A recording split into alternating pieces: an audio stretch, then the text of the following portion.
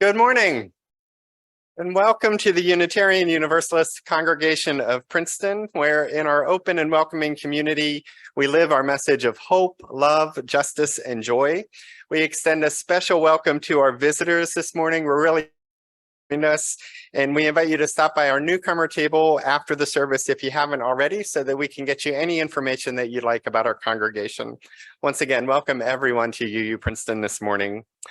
Happenings in the back of your order of service has all kinds of announcements about our many upcoming programs and activities, including that today you are invited to enjoy a delicious brunch hosted by the Women's Alliance in the Founders Room right after the service.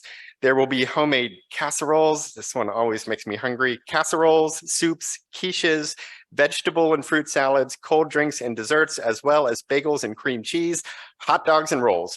All brunch proceeds will be used to support local, national, and international organizations that serve women and children. You'll make friends, have a great meal, and support wonderful groups after worship today at the brunch. Also, please join the Women's Alliance this Thursday, October 19th, for lunch and a program titled Civil Rights Trail with Reverend Janet McGregor Williams. Travel along Reverend Williams's 4,000-mile route below the Mason-Dixon line following the Civil Rights Trail. You'll visit many sites in the history of slavery and the civil rights movement as we experience the foundations of racism in this country. You can remember this pivotal time in our history and explore its impact on us today. Bring a sandwich or salad to share for lunch and socializing in the Founders Room. That starts at noon on Thursday. Hot and cold drinks will be provided, and then the program starts at 1 p.m. No reservation necessary.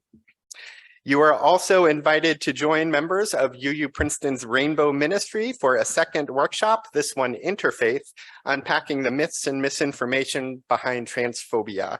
This will be next Sunday, October 22nd. It's also at noon, where we'll be welcoming multiple Princeton area denominations to our congregation for a discussion, as well as a Q&A session that explore how our different faith traditions call us away from today's climate of hatred and intolerance and toward an ethic of love and care. Again, that's next Sunday, 12 noon here at UU Princeton, hosted by our wonderful Rainbow Ministry. And now, drawing from the strengths of yesterday and envisioning the world of tomorrow, let us live this day justly, loving mercy, and walking humbly with the holy. Come, let us worship together.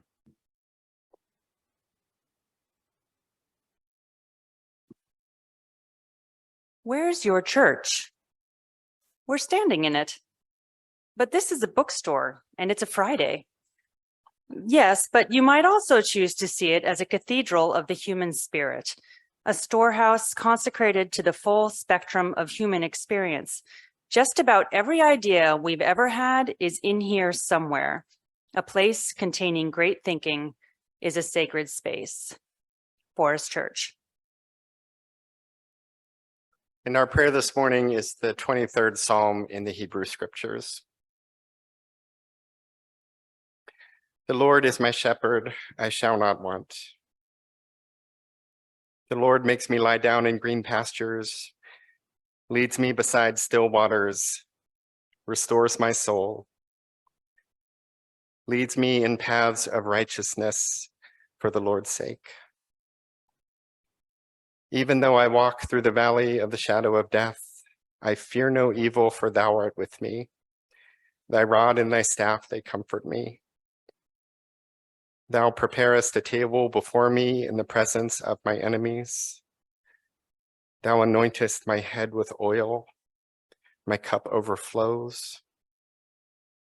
Surely goodness and mercy shall follow me all the days of my life, and I shall dwell in the house of the Lord forever. And here in the silence, we offer these, the prayers and meditations of our hearts.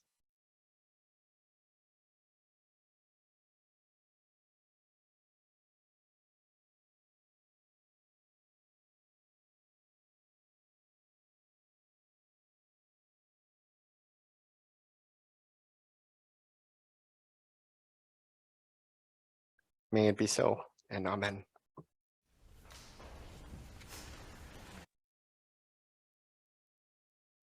I love my mom. Growing up, She was the most awesome of stay-at-home parents. She baked and decorated elaborate birthday confections. She made amazing Halloween costumes. I particularly remember being Snoopy one year. She taught my siblings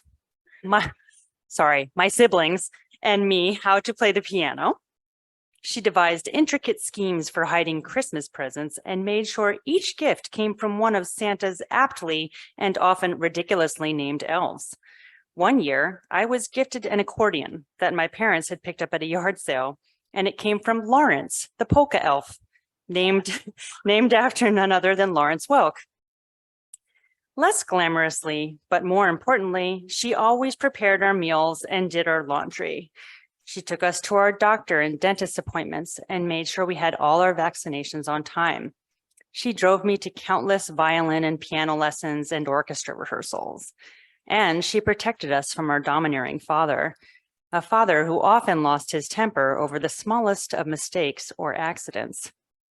She also made sure we went to the local United Church of Christ every Sunday, without fail, for religious education and church services. As a very devout Christian, she absolutely 100% thought she was doing the right thing by raising us to be Christians as well. I was raised to be God-fearing. I was raised to believe Jesus was born of a virgin. I was raised to believe Jesus had risen from the dead and that he was my savior. And it wasn't until I was older, in grad school really, that I realized all of that was, well, a lot. So much faith is needed to believe in some of the most intrinsic aspects of Christianity. Turns out I don't have that kind of faith. What I do have faith in is the goodness of people and that everyone should be treated equally and fairly, and that I can help to make a change in the world. This isn't to say that Christians don't have faith in those things as well. It's the mythology and doctrine of Christianity that I can't quite get my head around, not the humanist aspects of it. I feel certain and good about the conclusions I've reached regarding my personal feelings toward religion. So why is it that I'm so hesitant to share these feelings with my mother? I've said to Reverend Bill that my telling my mom I don't consider myself to be a Christian anymore is not the hill I want to die on. Yes, I've given her my own elevator speech about how amazing UUCP is, about how it's a caring, open, and non-judgmental community, about how so many people who come to UUCP are from very religious backgrounds, about how there's a constant, steady stream of outreach, both within the congregation and to the community at large. But I always leave out the part about it not being Christian. I'm sure there are others of you out there who come from Christian backgrounds, and I would venture that some of you who do might even still identify as Christian. To state the obvious, though, UU doesn't rely solely on Christian or any other religious doctrine or text. To state the obvious once again, it's a living tradition, being constantly written and rewritten. My biggest fear is that my mom will think she didn't raise me right, that my turning away from the faith in which I was raised will mean she somehow failed. I certainly don't want her to feel like a failure. In fact, my wish is that she might view it as a success on her part, that she raised me to be an independent and inquisitive person, a person who doesn't accept everything she's told and forges her own path, a person who sees the good things that Christianity does have to offer and who chooses to focus her attention there. So where does this leave me? Perhaps I should simply read her this reflection and hope for the best. Or maybe I'll refine my elevator speech just a bit more before delivering it to my mom. Thanks.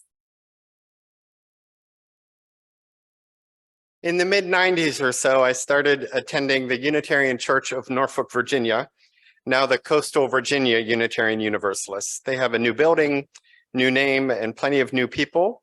Although I know that many of the warm and welcoming UUs who nurtured my nascent UU identity are still right there, worshiping and singing and serving and welcoming the newcomer every week. I went with Shannon, then a friend, now my wife, who was already a member of the congregation when we met as young adults. My best guess is that I would have never heard about our faith if she had not invited me along with her one day. She invited me and I said yes. That's how I ended up here. Just as she has led me to many great things in life. She led me to our faith, the one in which we and you are now raising our 3 children. And I don't remember our first conversation about Unitarian Universalism, but I remember wanting to attend worship with her because it was with her. I wasn't looking to be sold on beliefs or statements, rituals or politics. Indeed, I was interested in religion and had been very active in the church in my youth, but by the time I met Shannon, I had left the faith in which I was raised, amicably and with gratitude, but left it knowing that it just wasn't the one that I could choose any longer. And I left it with deep gratitude for the loving people of my former faith who had shared the goodness and strength of their lives with me as a kid. It was not really difficult for me to leave the religion. The beliefs and theology just didn't match up. I wasn't angry about that, not offended, not insistent that they were wrong and I was right. We were just different. But by then I had ministry on the mind, in the heart, and I knew that I wouldn't be able to lead that faith because I just didn't hold it. But I wasn't angry, not hurt. It was just time to see if there was a collective faith that I could really hold, or at least hold on to more of. So it was really not difficult to leave the religion. It was very difficult to leave that congregation, for they were of love and generosity and goodness, and I would assume still are. I'm not sure I ever even really joined the religion as much as I joined that congregation. And it was that level of relational faith that was always powerful to me, that blessed me, that made me kind of sad leaving. They were and are good people who blessed me in ways that are still unfolding in my life. A summer or 2 ago, we were visiting our parents in Virginia Beach, and I was out for a run on the boardwalk in the morning, and I stumbled across my old high school youth advisor who was also out for some exercise. He's a wonderful guy named Al, who spent just about every Sunday morning back then with a bunch of teens, letting us lead, but also kind of keeping us on track. He had an easygoing approach, a big smile, a warm laugh, and this certain balance of stability and flexibility that made him well suited to envelop himself in the emotional lives of teens. In addition to those weekly gatherings during which we got to know him and he us, he'd spend overnights with us at church lock-ins, he'd arrange scavenger hunts, he'd order the pizza, and he'd make sure that someone remembered to lead worship because it was church after all. And he welcomed all, the athlete, the brain, the artist, the popular, the outcast, all of us very, very awkward, but welcomed heartily by a joyful, safe, sincere, youngish adult himself who, though he didn't have kids at that point, gave of his time so that I think we would believe that we were worth it. He made evident our worth by spending time with us. We put some blocks behind us on the boardwalk that morning, catching up a bit, laughing and learning about each other's lives.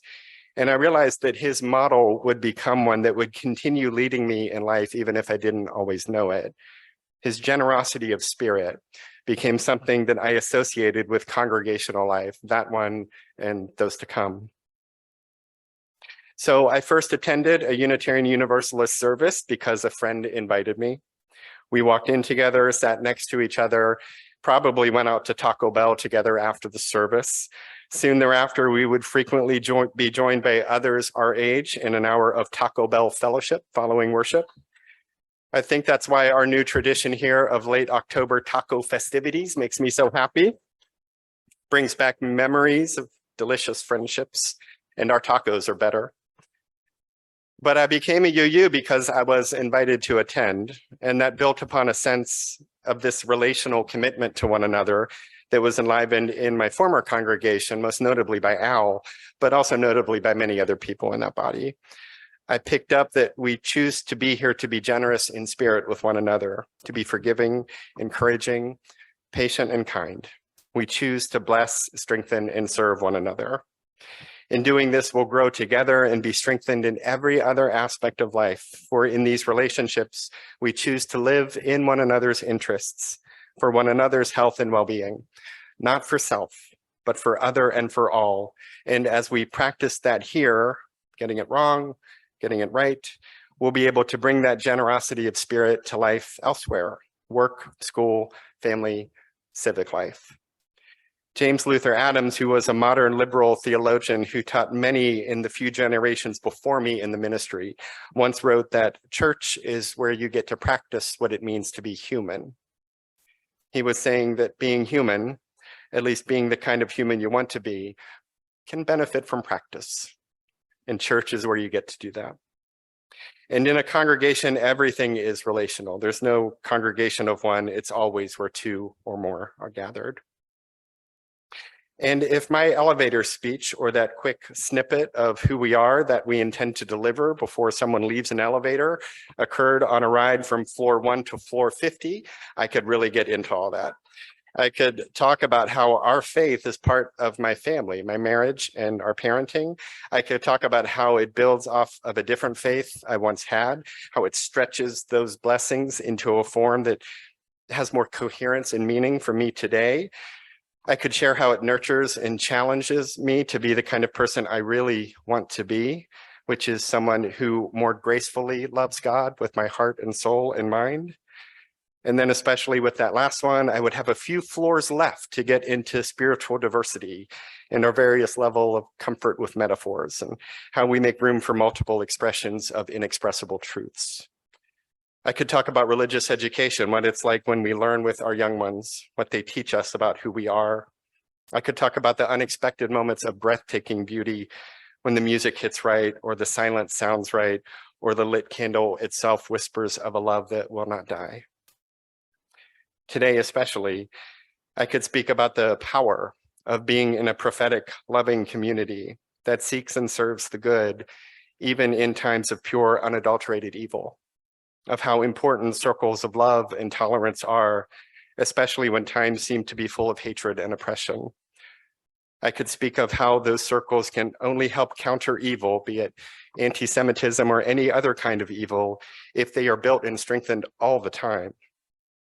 I could speak of how, at a time when our Jewish family members, friends, and neighbors are living in constant threat and mourning, our faith stands with them in love, solidarity, and respect, praying for peace, and that we can do that today because others built the faith that is now in our hands.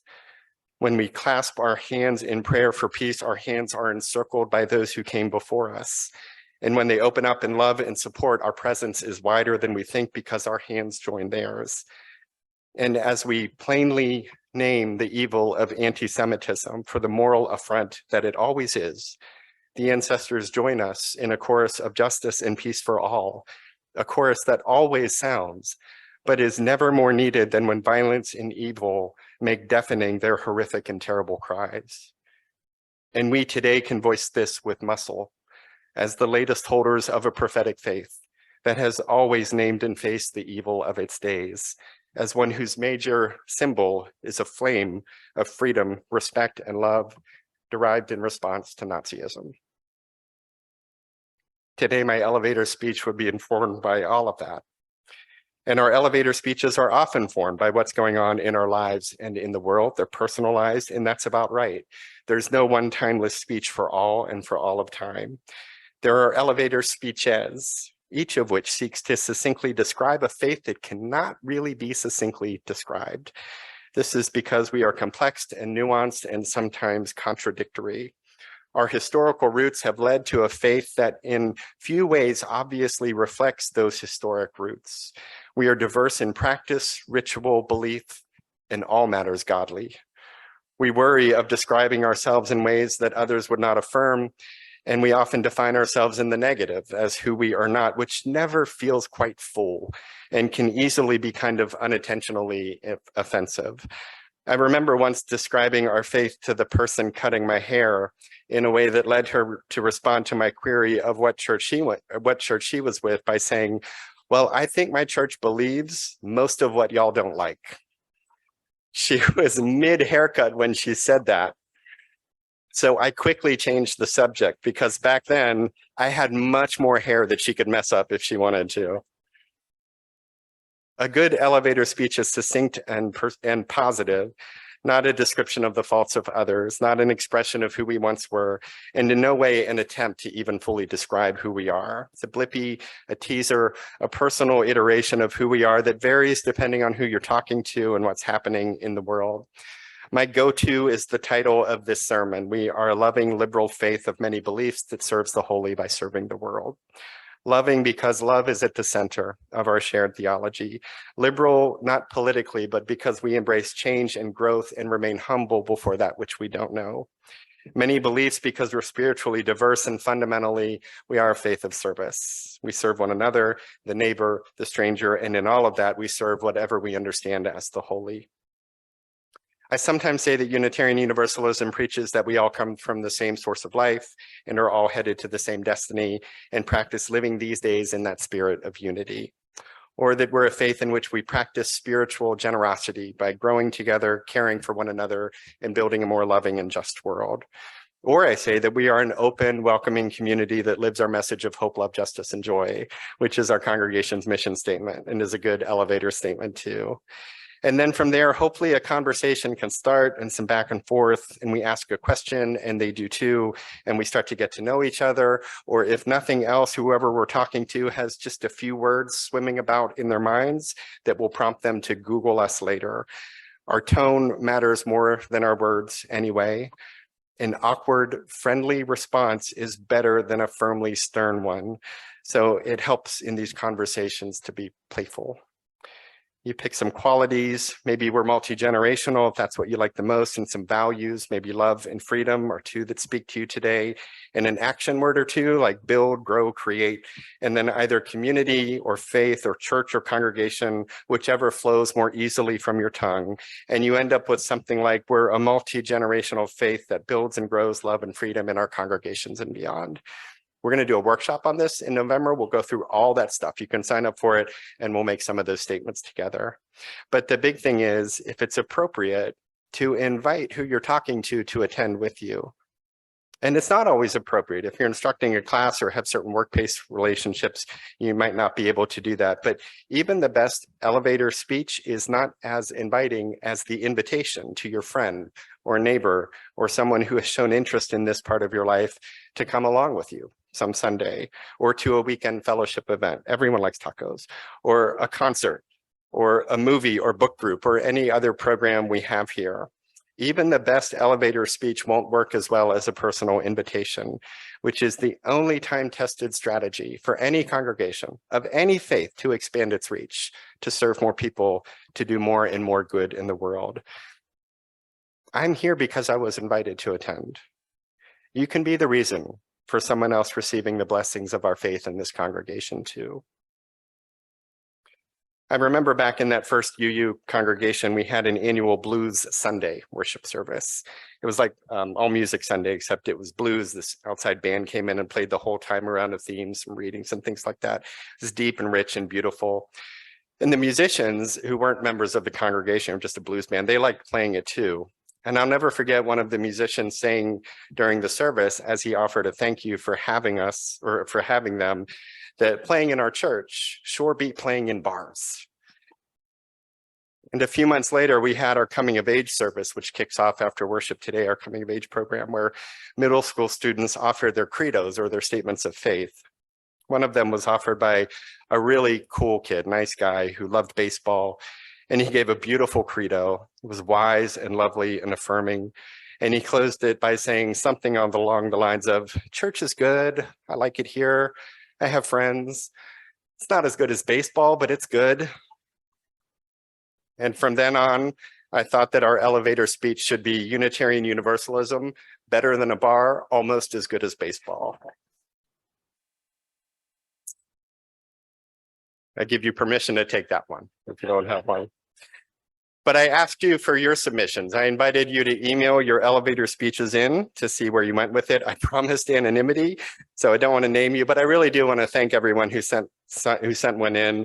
They're really good. I'm probably going to steal some. And I just thank you for sharing them with your congregation this morning. That was really kind.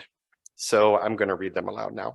One was, oh, I put the names here, so I have to remember not to read the names. One was, you use accept and welcome people of all faiths, sexuality, race, and beliefs. We come together to build a beloved community by working for social justice in our community and in the world, and God is optional.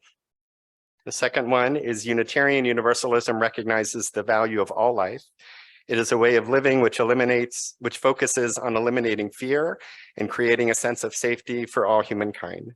UUs work individually and collectively to improve the world for everyone. UUs accept responsibility for the well-being of others and the planet we live on. And another was, we come together as a congregation to help each other live lives of meaning and value. And another was, all spiritual practices have something in common: love, hope, gratitude, forgiveness, generosity, etc. Unitarian Universalism celebrates those universal themes rather than focusing on any one particular culture or faith's way of getting that message across. And then another is that UU is a group of people worldwide, from Jewish to Buddhist to pagan, Christians and atheists, who gather mostly on Sundays to think about and remind themselves of who they want to be and the world they want to create. They sing, they listen to sermons, they volunteer, and believe in the innate good in human beings. Another is that Unitarian Universalism is a non-creedal religion with a foundation in Jewish and Christian traditions. We draw our beliefs and practices from the wisdom of humankind through the ages and across the world. Many of us have strong convictions in social justice and our interconnected environment, and our actions support these commitments. And another is, Unitarian Universalists believe that every person contains a spark of the divine. We are driven by a passion for fairness and connection. And another is that Unitarian Universalists believe that there are many paths to divinity and they are all valid.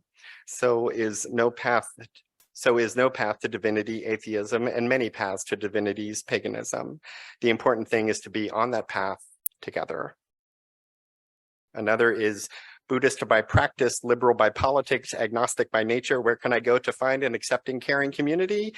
UUCP, of course. Another is UU is a modern and progressive faith community.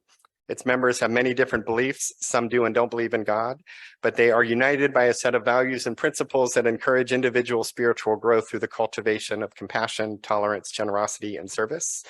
UUs believe in science, humanism, democracy, and social justice, and at the same time draw from the wisdom of different faith traditions.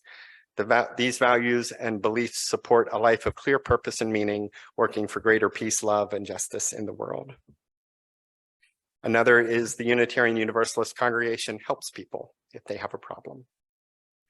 Another is Unitarian Universalists have their own individual theological and humanist beliefs and values.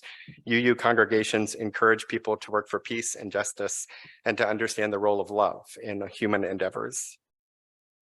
And UU is about recognizing and encouraging the holiness that is inherent to being human, rather than constantly measuring ourselves against an impersonal and inflexible divinity.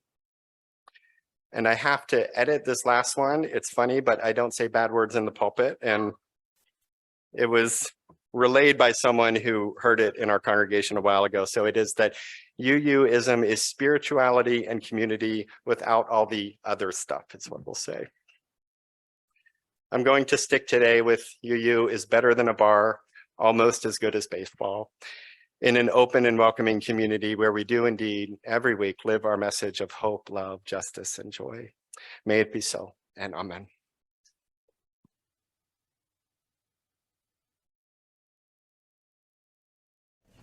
And at the end of our hour, we extinguish our chalice, knowing that its light carries us until we gather again. Go forth grateful for the moments before you, the breath within you, the people among you, and the Spirit guiding you toward lives of love and compassion. And go forth knowing that you are held always and always with everyone else by that great love of no beginning and everlasting. Go in peace, and amen.